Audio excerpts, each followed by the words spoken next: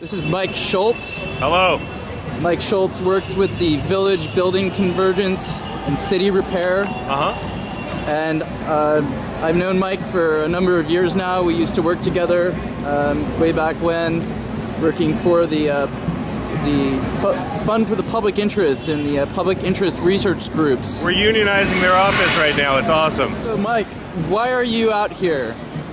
What issues do you support? I mean, obviously you support unions. What else though? What's the big picture here? For me, it's definitely what I'm out here for. Is like people need to come together and they need to work on local solutions to local issues that are going on. We need to figure out what our needs are on the local level, and we need to figure out what our resources are, and then actually bring those things together. And when we bring those things together, really great and magical things can happen, like we're seeing around us right now. I'm here to put my faith into the community and know that the community coming together can make the things happen that need to happen for change. If you're asking what I'm specifically here for, I'm here in solidarity with all the Occupy movements across the country and soon to be across the world.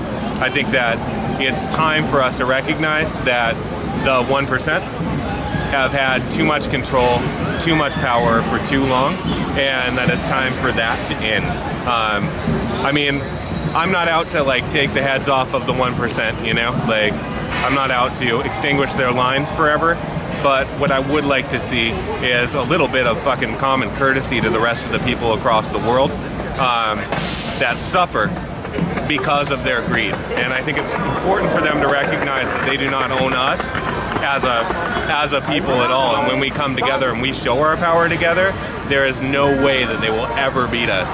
And that's why they're scared. And honestly, they don't have to be. I think we should let them keep their houses. They should just have to host parties at their houses on the equinoxes and on the solstices and on the cross-quarter days. As long as they do that, as long as they host, you know, raves and parties and general festivals. Hear us Rockefellers, hear us Rothschilds, hear us Ford family. You just have to open your house. I mean, the reality is you can keep it, like you can, you know, garden on it. I don't know what you want to do on it. Like, you might have to do a little bit more of your own work, but if you host the parties, we'll help you to do that a little bit. Maybe when you go on vacation, you can let some squatters stay at your place and under the agreement that it's not going to be trashed by the time you get back. Absolutely. I think that's totally true. I think that what's happening right now in the U.S. is finally Americans are recognizing that in order to keep their rights, they actually have to exercise them. And any of these, you know, high up government officials that say that we don't have the rights that are outlined in the Bill of Rights, or say that they can take away those rights in the Bill of Rights, better recognize that that is not going to fucking happen anymore. Our rights are our rights, and when we exercise them and we let people know that we're with the 99%, that is when real change happens, and it comes from the grassroots up. It comes from the roots up, and what's happening around here is people that normally don't talk to each other, people that are separated by race or creed or religion, or separated by all the things that are used to divide us, are encountering each other and recognizing that we're all in this together. This is one planet, we're one people, and the 1% aren't going to run the show anymore. So, I don't ask me more questions if you'd like. So I myself, I have different thoughts on unions. I think that there's definitely many useful functions in which they perform, but in many ways they've kind of taken on the role of the abuser, and the abuser being private corporations and the private infrastructure. Yeah. So the reality is unions are an imperfect tool. But in the marketplace today, unions are under attack because they give even a limited voice to the workers. I totally understand that you might have some problems with unions, but people should be able to come together, have a voice in their workplace as the employees. Those are the people that build businesses. Those are the people that put in their blood, sweat, and tears into the organization or into the company, and they should be rewarded for their efforts rather than, you know, just watching all of it get skimmed off the top to go to the top 1%, you know, to go to the top of that hierarchy. Certainly. So unions are imperfect, Certainly. but in this day and age, coming together and recognizing that we're all working together on this planet Certainly. is pretty important. So I think that the union struggle is a very important struggle. And I think maybe we could even change that relationship as far as the role of the abuser is concerned too. If unions did become more strong, if you know, more people, like people involved in independent media, were able to form unions and work with other unions who are doing, you know, other who are partaking in other activities. Well, the key with unions is obviously unity. One of the problems with unions that's happened recently is, well, not necessarily recently, is it's set up in an oppositional structure because that's how it was set up in the beginning. Was you come together and you fight against this, you know, and often that's the 1% that they're fighting against, which I think is totally fair.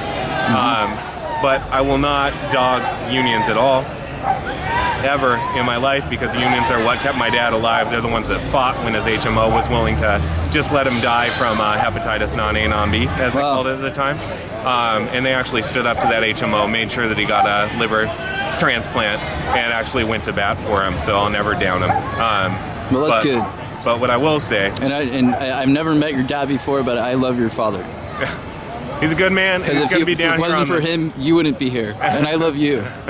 Thank you. I think that's so. All. Therefore, I have to love unions too. Yeah.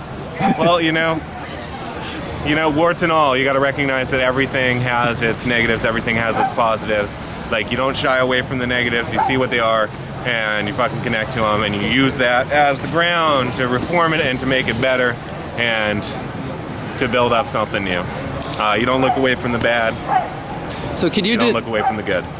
So could you describe the work that you do with city repair and the village building convergence? Yeah, that's actually a Portland organization, City Repair, that was started by Mark Lakeman almost 11 years ago, maybe almost 12 years ago now. And what City Repair does is they sponsor a lot of projects like Earth Day, like the village building convergence. And what those projects are about is people coming together in community and service to community to create something that makes their community better. And that's something that I can get behind. I will be basically applying for their board very soon. So I am very excited for that, and I'm very excited to organize and to do real productive things with the energy that we already have. What are some of the projects they partake in? Well, one that's coming up that I'd like to plug really quick is Howl.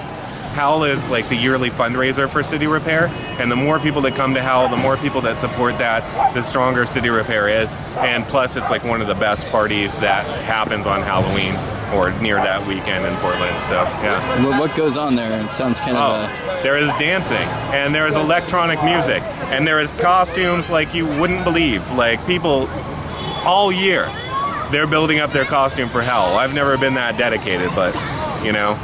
Wow, that sounds like a really nice outlet for creative energy. It is a really nice outlet for creative energy, and I mean, there's lots of artists some sexy, hot human beings sweating amongst each other. So there's also that aspect. Yeah, that's a different kind of creative energy. Yeah. And there's lots of artists here too. So hear us, ye artists. Howl. Sponsored by City Repair. Sponsored by City Repair. And what's the date? The date is unknown to me, but it's going to be the weekend that's closest to Halloween, probably before Halloween. Okay. Probably going to be Saturday. Look it up online. It's Howl. It's a dance party. It's going to be good. And maybe Howl can bring itself to Occupy Portland. Who knows, you know? Maybe, that would be nice. Maybe we could start seeing at Occupy Portland more and more creative energy, more and more people speaking their piece, more and more energy used to come together in unity and in the spirit of art and in the spirit of dance, because honestly that's going to recharge our batteries, because we're in this for the long haul. And what you write Yes. And you've got a blog. Yes, I do. And that blog is called Declarations of Interdependence. And there's several. I mean, I haven't blogged a lot recently, but I'm going to be blogging a little bit more. I've had no internet connection because I just moved recently, but yeah, there's several really good stories on that blog. And I've known that you are very knowledgeable about astrology. Yes. Mike Schultz is a genius astrologer.